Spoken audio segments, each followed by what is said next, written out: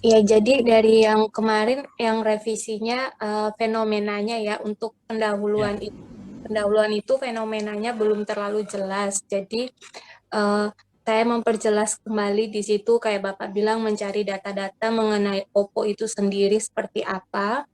Jadi saya menampilkan apa namanya fenomena Oppo di mana dia itu eh, mengalami penurunan penjualan, ya mengalami penurunan pangsa pasar di tahun 2020. Jadi kalau misalnya yang diminta bapaknya kan kayak atributnya terus apa spesifik produk yang dia laku gitu ya yang paling banyak Ya. terjual. Ternyata untuk data seperti itu susah untuk didapati karena Oppo tuh setiap bulan ya ada beberapa bulan itu mengeluarkan produk baru. Jadi saya melihat dari pangsa pasarnya di pangsa pasar Oppo itu sendiri dari sejak kuartal kuartal keempat 2019 sampai kuartal keempat di tahun 2020. Jadi untuk kuartal 2021 belum ada data spesifik dibuat kayak belum ada yang buat data spesifik mengenai kuartalnya itu. Tetapi kalau dilihat dari situ, saya dapat tabelnya itu sendiri bahwa ternyata Oppo ini dia um, sorry bukan tabel tapi diagram itu kayak ya diagram ya ya itu saya dapat kalau ternyata Oppo ini dia mengalami penurunan drastis. Jadi akibat daripada kemarin dampak COVID-19 itu ternyata juga berpengaruh terhadap perusahaan smartphone kayak begitu. Dia mengalami penurunan drastis. Jadi di tahun 2020 kuartal kedua itu dia menurun sangat banyak, tetapi untuk menaikkan kembali pangsa pasarnya itu dia sangat low. Jadi naiknya itu sangat lambat. Habis itu kemudian setelah bahas pembelian ulang, saya masuk ke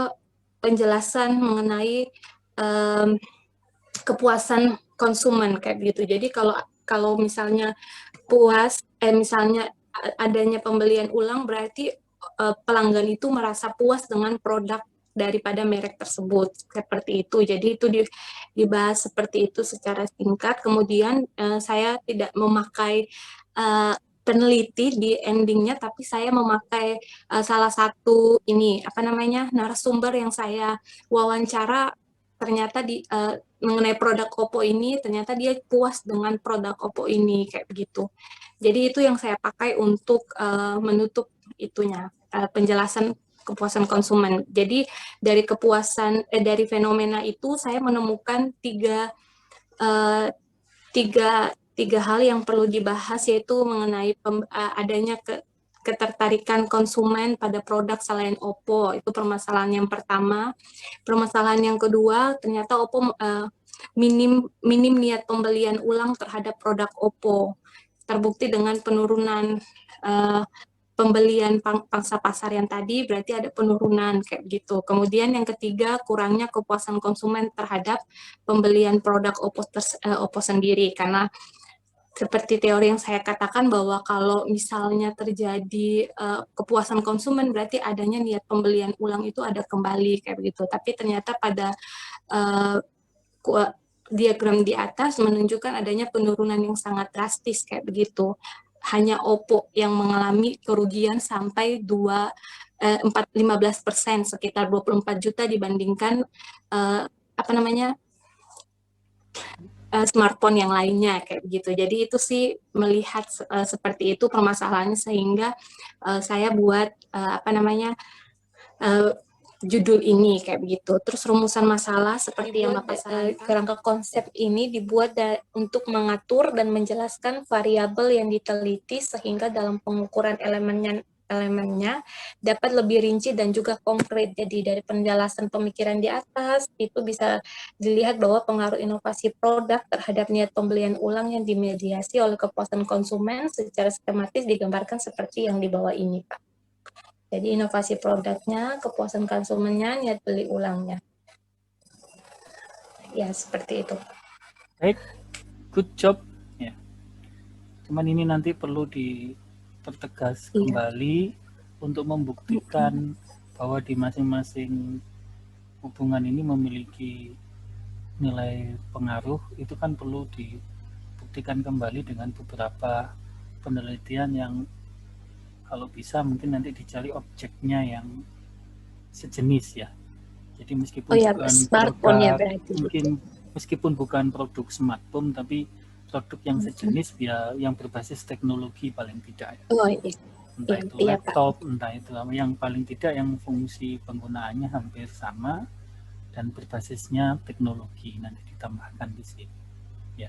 Iya, baik. Supaya nanti ketika nanti pada ujian Kita lanjut ke rumusan masalah. Nah, ya ada Mbak. Nah ini kan rumusan masalah kan kemarin dapat saran dari Bapak kan ditambahin ya Pak ya. Karena saya kemarin itu cuma mencantumkan pengaruh signifikan variabel X terhadap variabel Y, jadi saya tambahkan pengaruh secara simultan untuk nomor 5 ini semua variabel X dengan variabel Y. Tuh, untuk pengaruh untuk rumusan masalahnya. Ya, Pak, lanjut Pak. Oke. Ya, terus untuk tujuannya ini sama ya dengan Tambahin. rumusan masalah. Tambah ya Pak ya? Ini perlu ditambahkan menguji dan menganalisis. Oh, menguji. Oke Pak, Ya, siap. jadi tujuannya Jadi menguji dan menganalisis pengaruh gitu ya Pak ya? Iya. Oke, siap. Nah, ini tujuannya kan sama dengan rumusan masalah. Bawain Pak. Nah, kalau di manfaat ini saya pakai teoritis sama praktis. Jadi ya seperti yang saya tanda tangan ini langsung dikirim ke orangnya, tapi konfirmasi dulu. Oke. Tapi lebih baik aja lah di email, atau di WhatsApp boleh ya. Yang pasti scan-nya yang bagus ya. Nanti kalau saya pasti bagus, karena ketika saya kirim ulang pasti saya scanner ulang gitu. Asal jangan miring saja. Nanti akan saya perbaiki di tempat saya. Nanti ketika saya ngirim ke Anda pasti bagus hasilnya. Baik, good job hari ini. Ya Pak. Ya, mungkin ada yang mau ditanyakan sebelum saya Ya, tutup? mau nanya, Pak. Ya, silakan Mbak Elsa. Ya, kan minggu depan itu sudah ujian kompre, Pak. Ya. Nah, jadi yang kami siapkan itu nanti seperti yang file udah dikirimkan aja gitu ya, terus kami jelaskan kayak Ya. gimana gitu ya. Ya, ini latihannya sudah. Ya, ini latihan untuk ujian kompre sudah. Ya. Kalau Anda mengikuti saya, insya Allah bisa menghadapi para penguji yang lain. Jadi saran-saran saya tadi dipenuhi, lah, pasti nanti bisa menjawab yang lain. Ya. Ya. Oke. Baik. Ada pertanyaan? Pak. Cukup? Mas Edo ada lagi, Pak. Apa? Silakan. Silakan Mbak Elsa. Pak, ini kan kita baru bahas sampai bab 2. Iya. Terus kan minggu depan kan katanya kalau didengar dari teman-teman ujian komprenya akan bahas sampai bab 3. Apakah ada bimbingan lagi sekali minggu depan sebelum ujian kompre, Pak? Soalnya cuma kita berdua aja yang baru bimbingan. Teman-teman yang lain belum. Jadi gimana menurut Bapak? Apakah diadakan sekali lagi bimbingannya? Ya, silahkan, monggo. Ya, dikomunikasikan nanti dengan teman-teman. Ya, yang pasti tadi apa yang sudah dipresentasikan Mbak Elsa maupun Mas Edo itu secara umum sudah baik. Nah, kalau saran saya yaitu ditularkan ke teman-teman yang lain yang belum ikut. Siap. Ya, dikasih paling nggak frame-nya seperti ini loh kalau mau mengerjakan, gambarannya seperti ini. Ini contohnya punya saya. Kan pasti kontennya berbeda, ininya berbeda. Ya. Oke, Pak. Ya. Oke. Cukup ya? Oke. Cukup, Pak. Iya, cukup. Ya, terima kasih.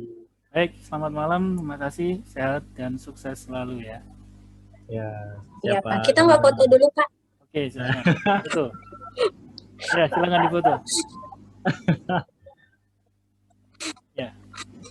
Oke. Oke, baik. Ya.